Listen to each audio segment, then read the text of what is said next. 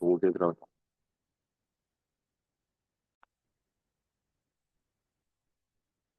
이런 읽으시고요. 이거는 그럼 문장수 문학식 못했을 거고 한자 못 외웠지. 네. 서현이 책 다 읽었어? 이번 주에 다 읽었어요. 이번 주에 다 읽었어. 문장 쓰기 문학식 했어, 서현이? 저, 저 32문장이요. 한자는 한자는 못 외웠어요. 시야, 시야. 책 다 읽었어? 네, 이번 주에 다 읽었어요. 어유 어려운 거를 읽었네. 자, 문장 쓰기 문학식 했어? 못했어요. 한자 다 외웠어? 네, 응.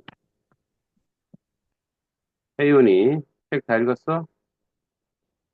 아니요? 몇 페이지 읽었어? 몇 페이지였지? 그 75였나? 75? 네. 175? 아니요? 75? 네. 어, 뭐야. 그다음에 문장 쓰기 문단 쓰겠어? 못했어요. 한자는? 한자요? 응, 다 했어요. 잘했어요. 네. 좋아. 너는 책 지난주에 다 읽었지? 네, 응. 문장 쓰기 문단 쓰겠어? 저 21문장이요. 한자 다 읽었어? 네, 서준이 저 못 읽었어요, 아예. 한자 한자도요. 담비 담비가 안 들어와. 박담비 박담비 안 들어오고 있어. 오케이. 자, 우리 그 초등학생들 지금 법 이야기하고 있거든. 그래서 법과 관련된 문제를 내가 냈어요. 여러분들이 법적 상식이 있는지 한번 볼게요. 주원이를 내가 안 했네. 쏘리. 주원이 책 다 읽었어? 네, 지난주에 다 읽었나? 네. 음, 문장 쓰기, 문단 쓰기는. 저, 21문장인가 했어요. 21문장? 네, 저거는, 그, 한자는. 한자 다 외웠어요. 네. 자, 그래서, 네, 법에 대해서 한번 물어보도록 하겠습니다. 하민이, 민법에서 사람으로 인정받은 시점은 언제입니까? 2번. 네, 출생할 때입니다. 출생할 때. 소연이, 미성년자가 법정 대리인 동의 없이 한 계약은 어떻게 할 수 있죠? 3번. 네, 취소할 수 있습니다.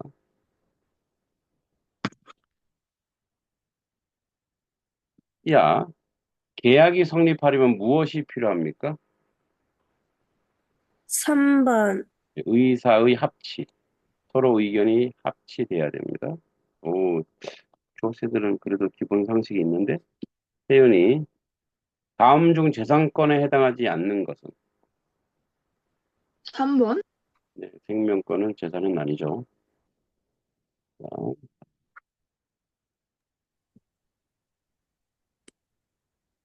좋아. 타인의 물건을 무단으로 사용하는 행위는 2번. 네, 불법 행위입니다.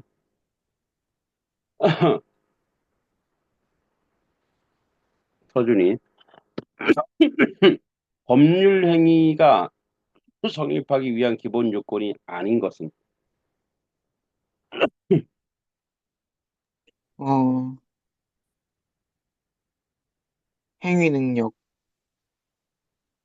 행위 능력은 되지. 4번.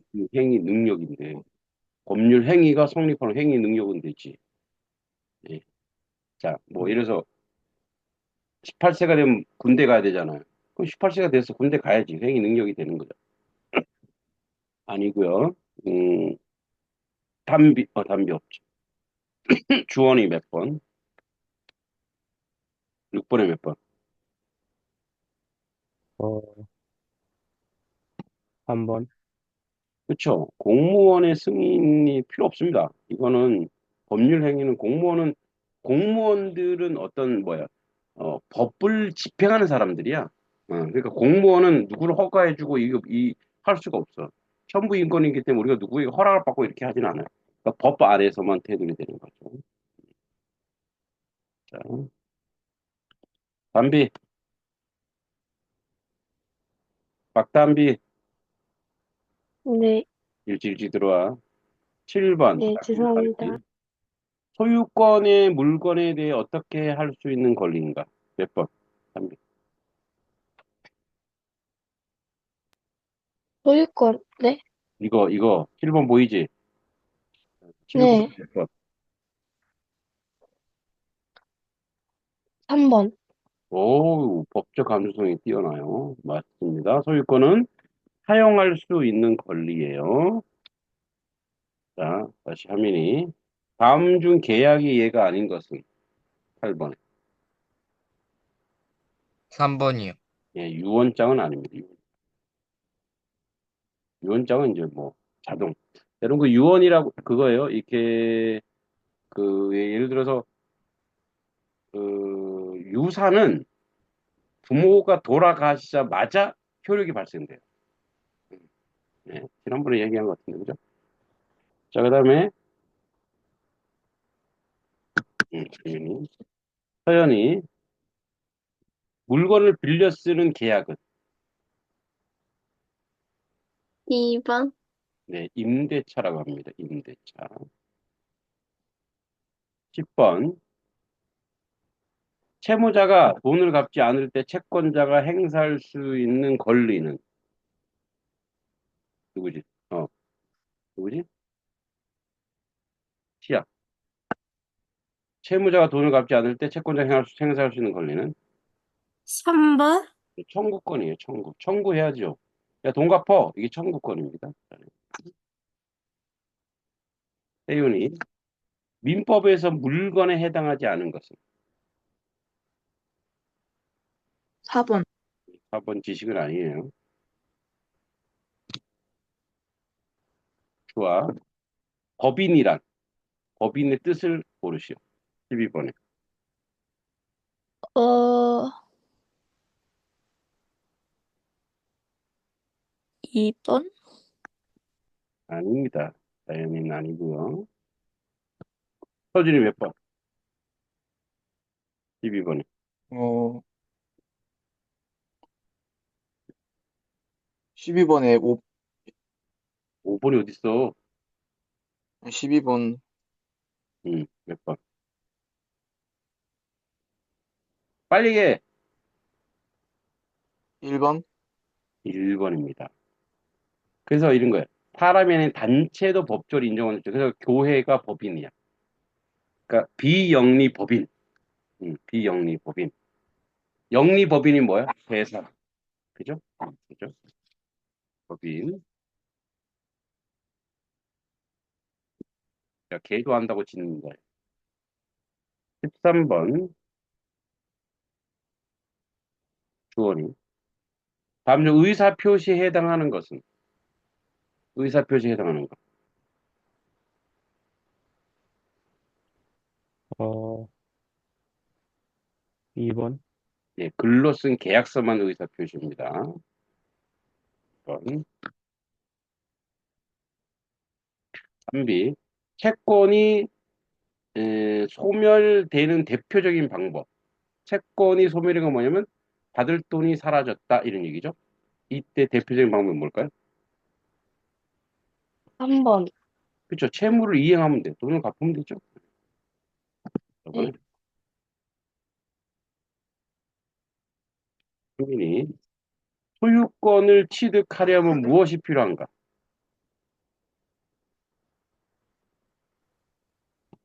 저죠. 어? 저죠. 어, 15번. 3번이요. 그렇죠. 적법한 절차로 해야죠. 상식이죠. 서연이 민법상 기본적인 원칙이 아닌 것은 4번.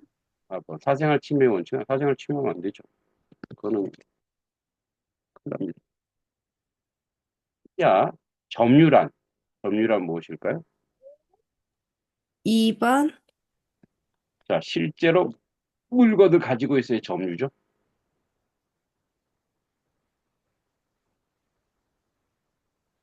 이번 태훈이 임대차 계에서 돈을 받고 빌려주는 사람을 뭐라 합니까? 3번. 네, 임대인입니다. 임대인.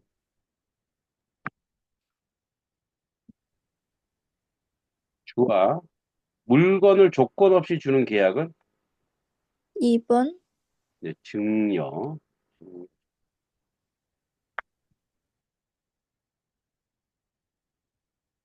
서준이 민법은 어느 법의 기본이 되는가?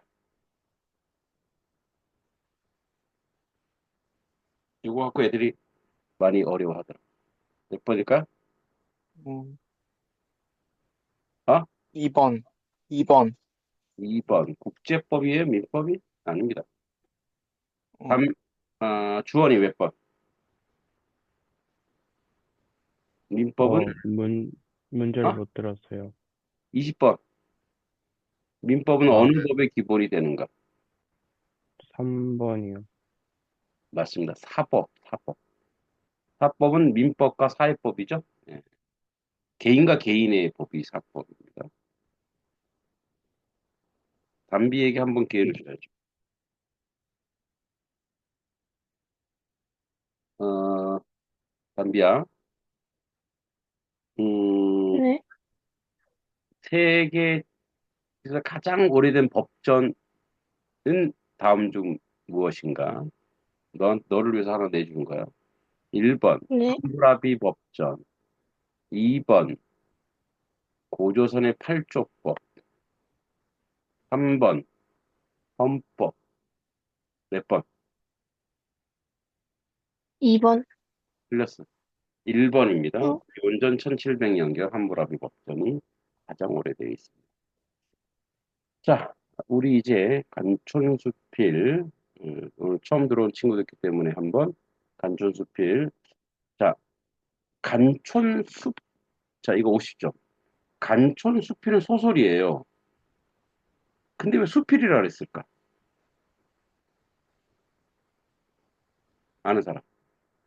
50점. 어, 헤이, 어?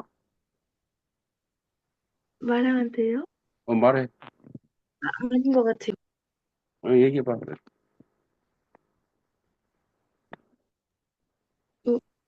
손으로 쓴 글이라서 응?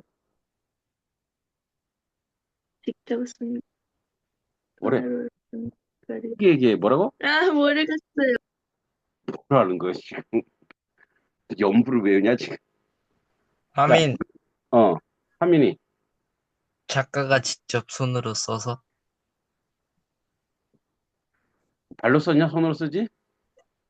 아닙니다. 지난주에 안 들었으니. 또, 서연? 서연,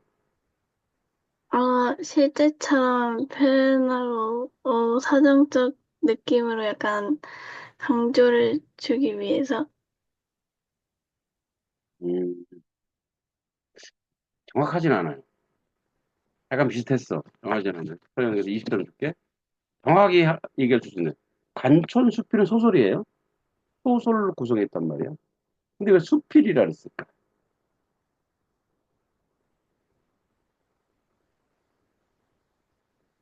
몰라요?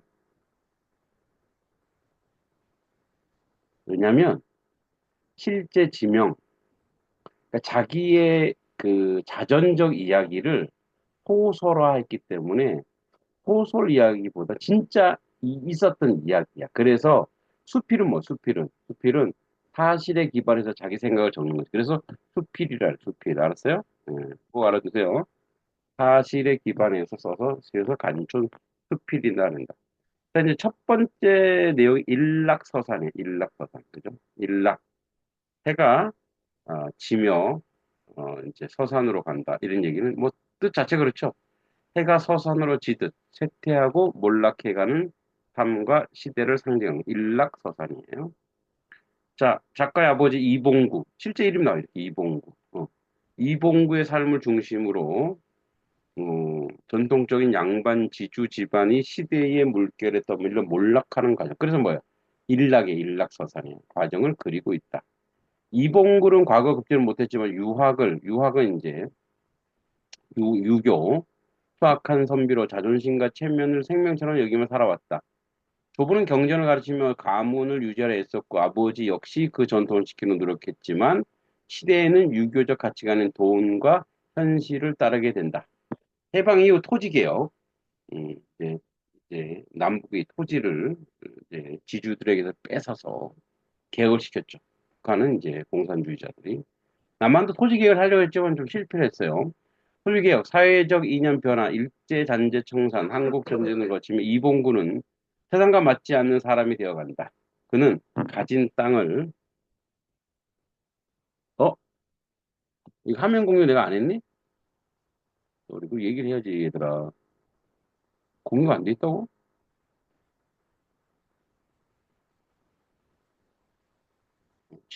그렇구나. 쇼리. 자, 이제 공유됐죠? 얘기를 했어야지.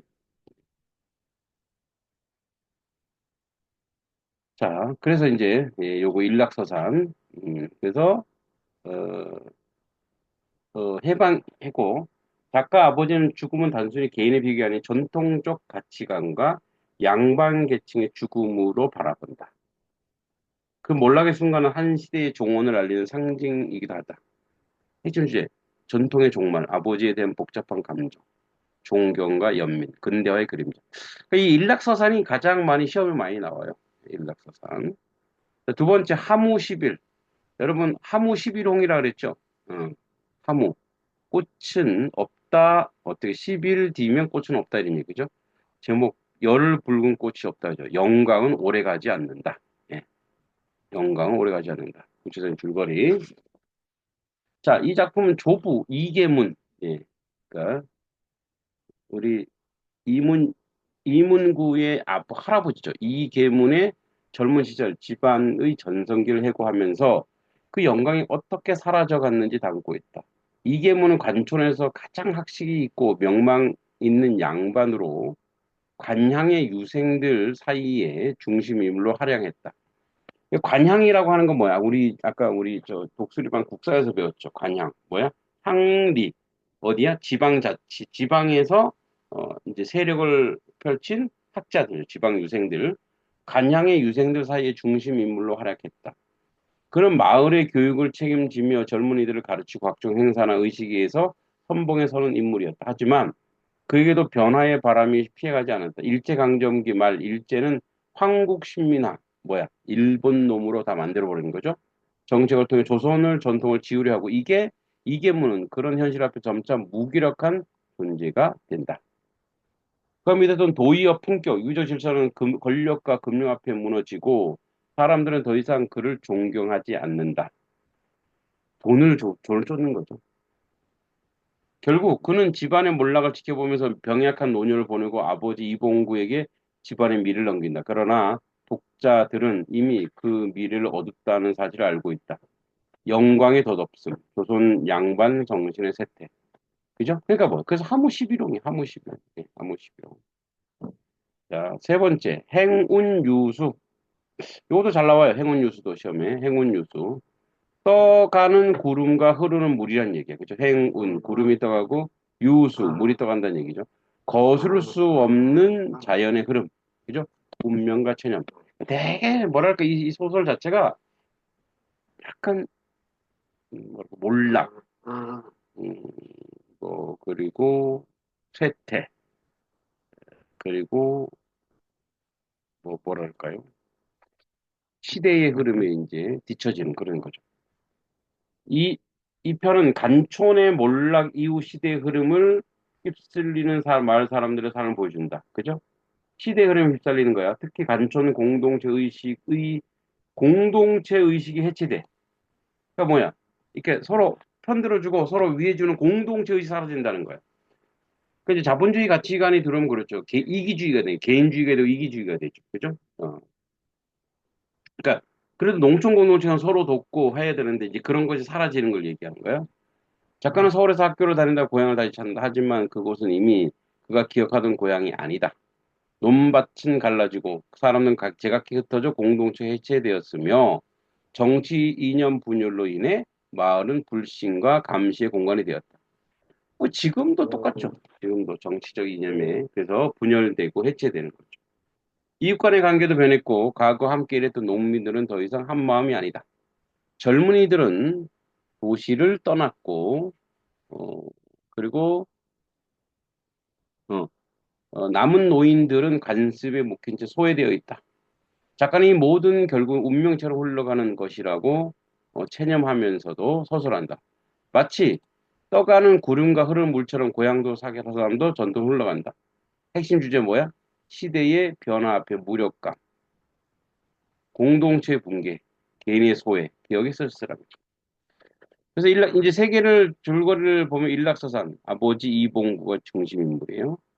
가문의 몰락, 석양, 전통의 세태와 아버지 비극이고, 하모 10일, 조부 이계문의 중심이고, 유학자의 멸망과 세태, 붉은 꽃, 조선 양반의 정신의 한계, 행운 유수, 작가가 성장한 후 고향 공동체 해체, 흐르는 물과 구름, 시대의 변화가 비극과 체험을 얘기하고 있다. 이게요.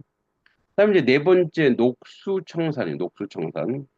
자, 녹수, 어, 아주 푸른 물이죠. 푸른 산, 푸른 물. 주인공 나는 도시에서 피곤한 삶을 지쳐 고향 관촌을 찾아간다. 고향의 들판과 개울, 산과 나무는 예전 그대로이지만 마을 사람들의 삶이 많이 달라져 있다. 그죠? 녹수청산은 변함이 없어요.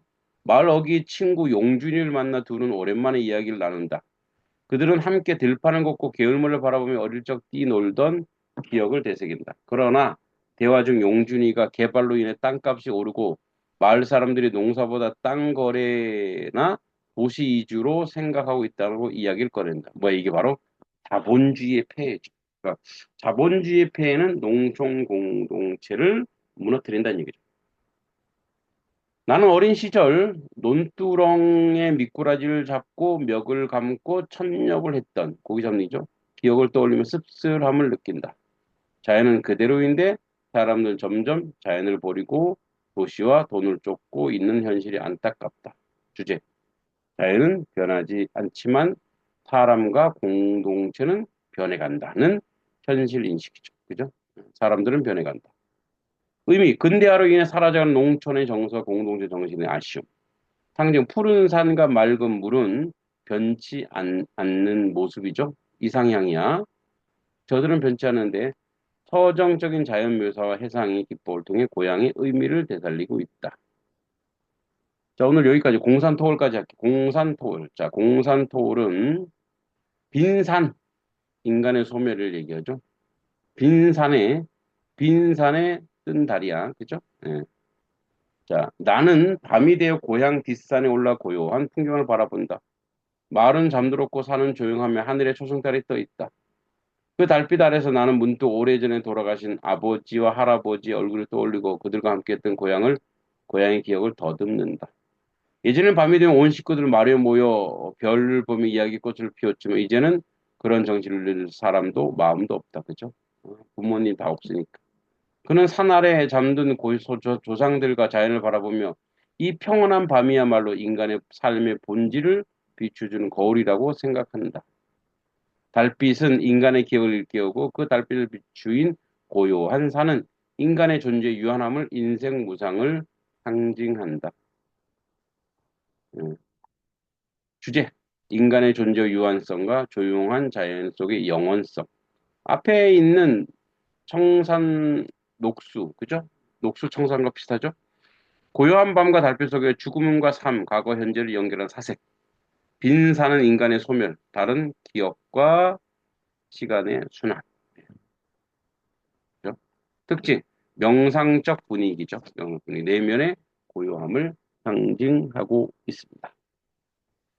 간산 추정은 이제 다음 시간에 할 거고요. 이제 문제 지난번에 내줬죠. 문제. 문제 있는데 이 문제 잘 보고 다음 시간부터 또 문제를 통해 점수 줄 테니까 여러분들이 쭉 문제를 볼 수 있도록 합시다. 내일부터 노는 사람들이 많죠. 그래서 오늘은 수업을 좀 짧게 해줄게요. 내일부터 노는 사람들이 좀 놀고 해야 되니까. 그리고 우리 독수리반은 월요일날 수업하고요. 안녕. 안녕히 계세요. 네. 안녕히 계세요. 네.